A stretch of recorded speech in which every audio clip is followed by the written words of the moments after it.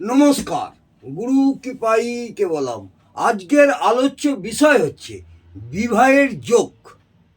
কখন বিবাহের যোগ হয় আর বিবাহের দেরির যোগ, এই দুটো ব্যাপারে আপনাদের একটু ছোটোখাটো বিস্তারিত আলোচনা করব। মন দিয়ে শুনুন, ভালো লাগবে। যারা ছাত্রছাত্রী জ্যোতিষ শিখছেন বা জ্যোতিষ নিয়ে পড়াশোনা করছেন বা জ্যোতিষকে ভালোবাসেন বা জ্যোতিষ সম্পর্কে একটু জানার আগ্রহী আছে, তাদের উদ্দেশ্যে বলবো, অনেক জাতক জাতিকার বিবাহের দেরি হয়। কেন দেরি হচ্ছে এবং বিবাহ কোন সময় হবে, কোন ঘরে কোন গ্রহ অবস্থান করলে হবে, সেই নিয়ে আমি দু চারটি কথা বলছি। আমাদের সপ্তম ঘর বা সপ্তম ঘরের অধিপতি, অর্থাৎ লগ্ন সাপেক্ষে সপ্তম ঘর বা সপ্তম ঘরের অধিপতি শক্তিশালী হলে তবেই বিবাহের যোগ তৈরি হয়, নচেত বিবাহে বিলম্ব অবশ্যই হবে। বোঝা গেল? লগ্ন সাপেক্ষে যার যার লগ্ন যদি জন্মকুণ্ডলী থাকে দেখে নেবেন সপ্তম ঘর, অর্থাৎ লগ্ন থেকে 1-2 করে অ্যান্টি ক্লকওয়াইজ ঘোরাবেন, ঘুরে অ্যান্টি ক্লকওয়াইজ গুনবেন, গুনলে দেখতে পাবেন তার সপ্তম ঘরে কোন গ্রহ বসে আছে। সেই সপ্তম ঘর বা সপ্তম ঘরের অধিপতি গ্রহ শক্তিশালী হতে হবে, তবেই বিবাহের যোগ তৈরি হবে। এবং শুক্র বৃহস্পতি গ্রহ, শুক্র এবং বৃহস্পতি গ্রহ শুভ হতে হবে। শুক্র আর বৃহস্পতি না থাকলে কিন্তু বিবাহ যোগ আসে না বা বিবাহ হবে না, এটা মাথায় রাখতে হবে।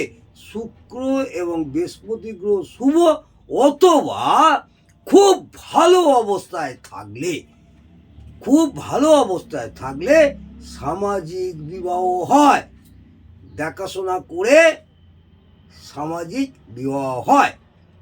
এছাড়া বলবো পঞ্চম এবং সপ্তম ভাবে শুভ গ্রহ, পঞ্চম ভাব অর্থাৎ লগ্ন সাপেক্ষে পঞ্চম ভাব, আপনারা অ্যান্টি ক্লকওয়াইজ গুনে দেখবেন পঞ্চম ভাব এবং সপ্তম ভাবের গ্রহ শুভ অবস্থায় থাকলে প্রেমজ বিবাহ হয়।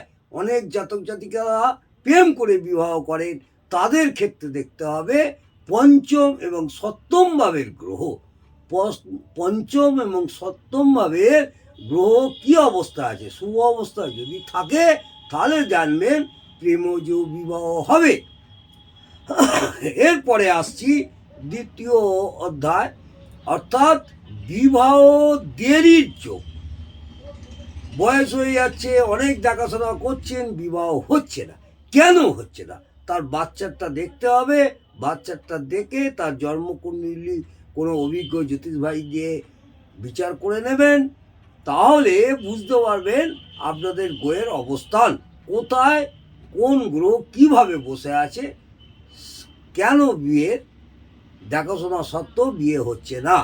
সেখানে বলবো সপ্তম ঘরে, সপ্তম ঘরে যদি শনি রাহু কেতু থাকে, শনি গ্রহ রাহু এবং কেতু থাকে সপ্তম, অর্থাৎ লগ্ন সাপেক্ষে আমি যেমন বললাম অ্যান্টি ক্লকওয়াইজ গুনে দেখবেন, যেখানে 7 নম্বর ঘর হচ্ছে সেটাকে আমরা সপ্তম ভাব বলি। এই সপ্তম ভাবে বা সপ্তম ঘরে, সোজা কথা হচ্ছে সপ্তম ঘরে শনি রাহু কেতু থাকলে অথবা দৃষ্টিও থাকলে বিবাহ দেরিতে হয়, দৃষ্টিও থাকলে বিবাহ দেরিতে হয়। বোঝা গেল? শুক্র পীড়িত থাকলেও, শুক্র গ্রহ যদি পীড়িত থাকে তাহলেও বিবাহ দেরিতে হয়। মাঙ্গলিক প্লাস, যেসব জাতক জাতিকাদের মাঙ্গলিক প্লাস কালসর্প যোগ আছে তাদেরও বিবাহ দেরিতে হওয়ার সম্ভাবনা অনেক বেশি থাকে। অনেক সময় এদের দাম্পত্য সুখ শান্তি, কোনো কারণে যদি বিয়ে হয়েও গেল, দাম্পত্য সুখ শান্তি থাকে না, দাম্পত্য একটা কলহ সারা জীবনের জন্য লেগেই থাকে।